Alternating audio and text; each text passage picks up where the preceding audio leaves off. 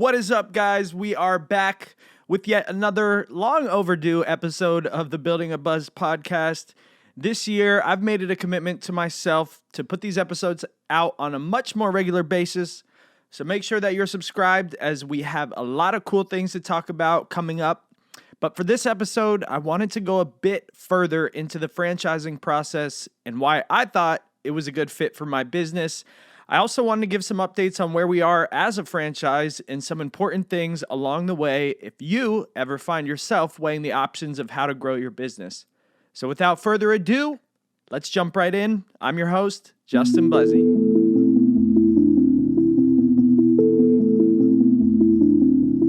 All right, guys, so the first thing I really wanted to go over here is, why did we decide to franchise?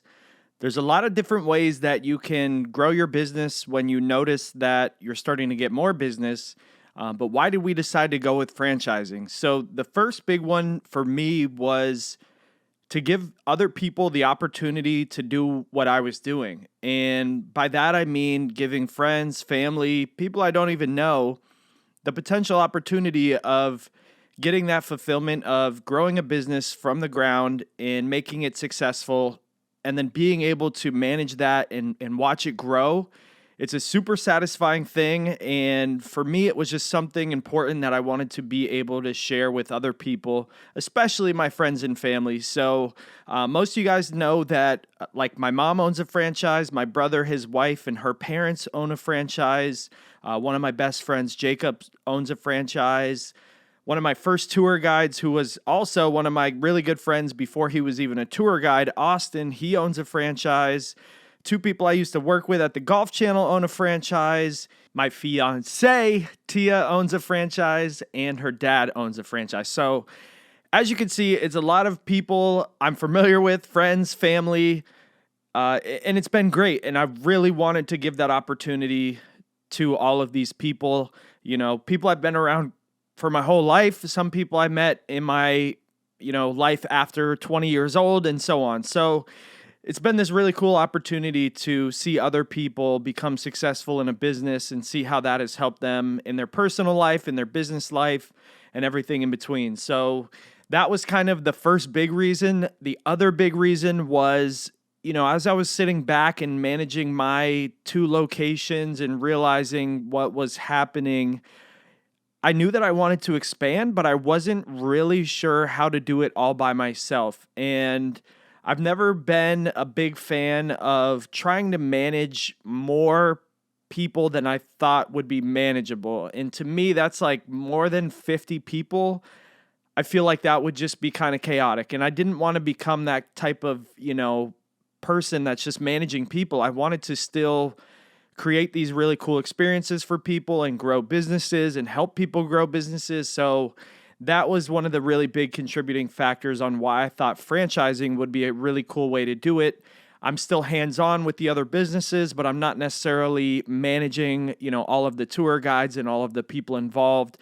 I'm more so involved at a higher level, trying to help them grow the business, marketing, figuring out different ways to make them more income. And so franchising just seemed like, a really cool way to do it. And I'm super glad that that's how I've done it. I don't think I would have been able to expand as fast as we have without franchising. And that was super important, because I knew along the way we would have people that are going to become competitors and do very similar things of what we're doing. And so I figured, if we can franchise and really grow this thing quickly, we'll be able to take a lot of that market share, and then we'll be the go-to for clear kayaking across Florida and, eventually across the U.S. and maybe eventually across the whole world. Who knows?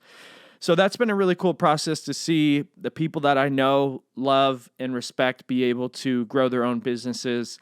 It's been really fun, and being a part of helping them grow that has been super rewarding for me as well. So the question I get a lot is where to even start with franchising your company. Like, how do I do it? How do I get the paperwork? How do I do the legal? How much is it going to cost? I get a lot of questions about it. And I think I'll start way at the beginning. I was that person asking other people, how do I start this? How do I do this? And thankfully, one of my best friends, Josh Woodard, he lived next to a guy that was a franchise owner of some sort of pressure washing business or something like that. And so he was able to connect me with that guy. That guy then connected me with the company Franchise Marketing Systems that eventually became the ones that helped me turn my business into a franchise. And so, I had a lot of questions going into it. I didn't really know what to expect. I didn't really know how much it was going to cost. I didn't know how to do it. I didn't know how to price it. There were so many things I didn't know. I didn't know anything. And, so I'm here on YouTube looking up videos of how to franchise your business and how to price your business and all of these different things. And they really were able to help me figure all of these things out along the way, answering all of my questions and being there to help build it from the bottom. And so it's super important that, if you guys are going into that franchise process, you got to find a company that's willing to walk you through it. Some people you talk to are just going to be like, trust me, this is how to do it. And then they'll go do it. And you're like, okay, I hope they did it the right way. But these people would literally walk you through each step of the way, make sure that you're involved in the whole process. And that way, when you're selling the franchise, you know everything that's going on. You know everything that's in the contracts. You know everything that's in all of the paperwork because you've been a part of it the whole process. So I think that's super important, is to find a company that's willing to go through that stuff at a slow speed or whatever speed you need to go through it at, and not just a company that's like, okay, give us what you got, we'll make you the franchise, and then off you go. So that was step one, was finding them. Once I found them, it was building out our processes and looking through everything that we do and being able to put it down on paper so we could ensure that it's something that could be repeatable long-term at different locations. So that was a really fun exercise because it makes you look at what you're currently doing, how you could do it better, and ultimately it just improves everything about the business. So it was really cool to kind of take a step back, look at it from more so like an operations perspective and see all of these things that maybe you could do a little bit more efficiently, better, everything. And then through that, you're documenting it. And so you can then give all of these documents and what we call an operations manual to your potential, or not potential, to your future franchisees. And then they can use those same processes to make sure that their business model is, exactly like yours and as successful, if not more successful than your unit or however you started the company. And so the cool thing about them is that they actually came down to Orlando, Florida to come do our experience and really see how everything goes from start to finish. And they took pictures along the way to make sure that they were documenting things as well. And then, they really included me and leaned on me to help fill the whole operations manual, from checking people in to getting them on the water to cleaning stuff to, checking them out at the end to collecting money. All of these things are all documented. And they came down here. They're from Atlanta, so they came down to Orlando to check on how things actually operate in person and make sure that what they're writing matches the exact way that we're doing business. And so throughout this whole thing, like I said, we're making it more efficient and, really fine-tuning it into an exact process, which was a really cool exercise for anyone to go through. Even if you're not franchising your company, it's still fun to kind of go through these things and make sure you're doing them as efficiently as possible. And then we went through things like phone calls, emails, social media, everything from start to finish. And all of these things kind of change over the years, but right when you start, it's very important to replicate how you're doing, especially if you have a successful business. You want to show your franchises exactly how you got from the start to where you are now and how you've become successful. So they did a really good job of making that happen. So along the way, they come down, they do that, and then also they're working on the legal side of things and how to word things and make sure that you're comfortable with everything that's in the contract. And so, they kind of have a template for how the selling of a franchise goes, which is great because otherwise you would start from nothing and that would be very confusing. So at least they have this template, and then you kind of fill in the blanks of, how much do you want to sell this for? How much are your royalties? What do you want to do for your marketing percentages? All of these different things that I had no idea really occurred are now, kind of given to me, and they're leaning on me for my kind of insight on what I think would be reasonable. And so the cool thing was, like, we would bounce ideas off of each other, and they would give me their input, and then I would give them my input. And eventually you get to a kind of a common ground where you're like, okay, this is the number that we want to do. This is why we want to do it. This is why I think it will sell well, so on and so forth. And so for me, that number was $30,000 as an initial franchise fee, and that's not including any of the equipment. So let's just say the equipment costs about $20,000. So now you're looking at $50,000 all in, and then a 9% monthly royalty plus a 2% marketing fee, which I can go over probably in a future episode because there's a lot to unwrap there. But ultimately, $50,000 starting up plus 11% monthly. And that's what seemed really fair to me. I feel like that's a number that people can make back in their first year of doing business and feel comfortable about. And then also the royalty was low enough to where they're not having to give, so much of their profits that they're not really making much money.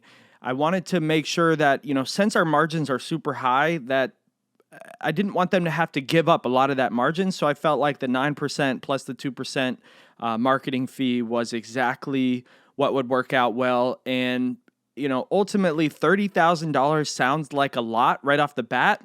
To the average person, before I started doing business, I would be like, how do I afford $30,000 to start a franchise? But once you see the success rate of all of our franchisees and how well we do and how much money this business can make, then you realize the 30,000 plus the 20,000 is really minimal for your long-term gain. And you're starting a business out, I'm giving you everything you need to know of how to start this exact business and how to be as successful, if not more successful than me, and be able to grow and build this life that you've always wanted. And so when you put it into that perspective, that first investment doesn't seem that crazy. And especially after you see that all of our franchisees can make back that first investment in the first year, now it really doesn't seem crazy, And so when you look at it from a 2 to 5 year perspective, even, it's incredible what people can do just in 1 year. And so that part of it has been super awesome to kind of, figure out the right price point and how to sell it and all of these things. And like I said, they help you along the way. So that's been really important for me, is to lean on them whenever I have questions, the company that helped build the franchise, and be able to just have that kind of support whenever I need it. It's not like they just built it and said, okay, good luck, you're on your own. They've helped with the deals. They've helped with any questions, any legal questions I've had along the way. Every year they update documents. We do an audit on the franchise every year, and they help facilitate that. They did a brochure for us that we could send out to potential franchisees. All of these different things they've helped out with along the way, which has really, really helped me out. So again, if you're trying to franchise, make sure that you find some company that is willing to do all of these things, if not more, because there's so many things that can help you grow your business and build a franchise that you may not even know going into it. And of course, if you have questions, ask me. I would be super glad to help anyone with this kind of stuff. I love talking about it. And it's a super interesting process to me. And I was really glad that I got to go through that process. And now I've actually introduced one of my other friends, Stephen Oliveri, to the same franchising company, and he's going through that franchise process now for the business that he helps run. And so it's been really cool to kind of get a friend's perspective on it, and he's bounced some things off of me, and I've tried to help him along the way. So it's been kind of fun to see someone else go through that process and also come out of it the other side feeling accomplished. Like, it's a big task to create a franchise. It literally took 3 to 4 months for it to finish and finalize between when we first started and when, I got all of the final paperwork and everything. It took about 3 to 4 months. So don't think that this is going to be a quick process. It's going to take time. You got to plan for it. You got to, put some time aside, but it's definitely worth it. And one important thing to note here, I really want to make sure that you guys understand, is that not every business is franchisable. And so you really want to make sure that your model can work in different areas. And so it was cool that I already had two different locations that were up and running and doing the exact same operations just in two different locations. And that kind of sold it for me like, okay, we can replicate this many different locations and be successful at it. So you want to make sure that your business is something that can be replicated in multiple areas, but also unique enough that someone can't just come in and copy. And so for me, it was important to, like I said earlier, kind of gain that market share by being the first one to market and also being able to grow in different markets, which essentially all folds up under the big brand of Get Up and Go Kayaking and makes us kind of that known name in the space. So you really want to make sure that it's something that you can do in multiple areas. I know that sounds kind of common sense, but not every business can be done like that. And sometimes it's worth just growing without a franchise. So do your research, make sure you feel comfortable in that you can grow it in different areas before you go into the franchise process, because obviously that will save you a lot of time, money, and effort. And I'll definitely do more episodes on random things with franchising involved, but I really wanted this episode to kind of just give you a quick overview of why I franchised, why I think it's great, and how to even get started and where to get started and what to look for when you get started. So with that, I also wanted to give you guys just an expectation of about how much money you can expect to franchise your company. And do not take this as any sort of legal advice or, like the end all be all, because it's very different for every business. Mine just happened to be a pretty easy business to franchise, meaning there's not a whole lot of moving parts, whereas like, for example, a restaurant might be a little more involved. There's a lot of product you have to buy, shipping, logistics, a lot more people involved, a lot of different things going on. Whereas my business, there's only a few core things going on and a few core people that are really needed to make the business successful. So because of that, they kind of have, tiered pricing to make sure that you can get what is worth out of it. And so for me, franchising the company was $30,000. And that's kind of why I thought $30,000 was a great spot for my franchising fee to be. Because I was like, if I can sell just one franchise, I can make back my money that it cost me to start the franchise. And so I invested $30,000 of money that I built through my business in order to make my business a franchise. And again, it sounds like a lot of money, but I've also heard of other companies franchising for $75,000, $90,000, $110,000, a lot more money than $30,000. And look, it's an investment that's going to make you a lot more money in the long term if you do it right with the steps that they help and give you along the way. So that $30,000 got me the operations manual, the franchise disclosure documents, and mind you, each of those documents is over 100 pages each. So that's 200 pages of like legal documents, except for the operations manual. It's not legal document, but you get what I mean. And then, like I said, they made me a franchise brochure. They made me a website that could funnel potential franchisees. They made me a different marketing brochure that I could help use digitally. They made me a lot of things, deliverables that I could end up using in order to help sell the franchise. And so that was super, super important to me. I didn't want them to just say, okay, here's your franchise document now, go sell it. Like I've said before, they were along the way for the process, wanted to help me, wanted to see me be successful. They felt like they were friends of mine, not just business partners or not just someone I was paying to get something done. They really cared about the business. They cared about me. And the whole process was super easy. It's long, so you have to expect that going into it, but they made it as easy as it could be for being like a 3-month process. So don't feel like it's super overwhelming going into it. Again, the company that I used is called Franchise Marketing Systems. Chris Connor, great guy. He is the one that's in charge of that. He will take care of you guys. I'm not trying to do this as an ad. I'm not getting paid for it or anything like that. I simply want to help other people that are looking to franchise their business.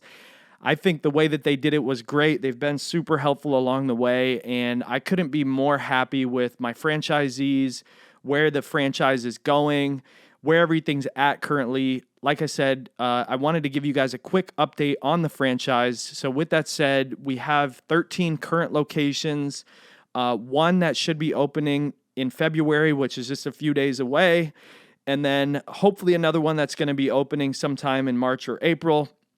The goal for me really is to open like 4 new locations every year. So like 1 per quarter.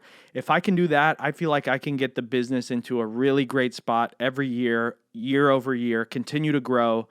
And so we sold our first franchise in 2018 in October.